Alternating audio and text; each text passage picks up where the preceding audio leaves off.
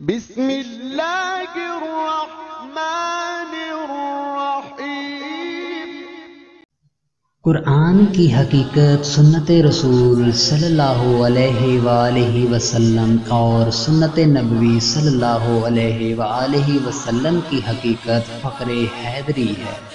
بھنگ پی کر بھنگڑا مارنا فقر حیدری نہیں، فقر حیدری کی توہین ہے۔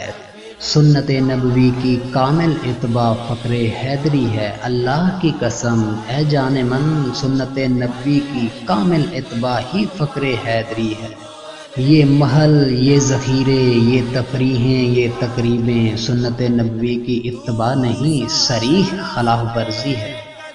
حضور اقدس صلی اللہ علیہ وآلہ وسلم نے ساری عمر کھجور کی چٹائی پہ گزاری اور کبھی بھی پیٹ بھر کر کھانا نہ کھایا، نہ ہی کبھی کوئی فاخرہ لباس پہنا، اور یہ ترک سنت مؤکدہ ہے جس پہ ہم میں سے کسی کو گزر نہیں۔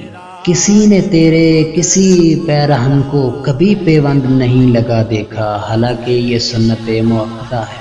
اگر سالن ختم ہو جائے تو مہمان، اگر روٹی نہ ہو تو میزبان ذمہ دار ہے۔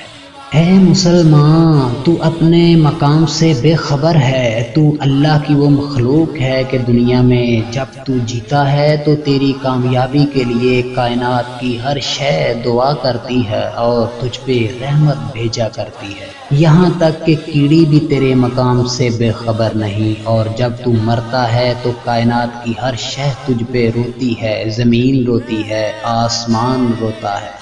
افسوس آج تو غفلت کی گہری نیند میں سو رہا ہے اور کسی بھی آواز سے جاگ نہیں رہا۔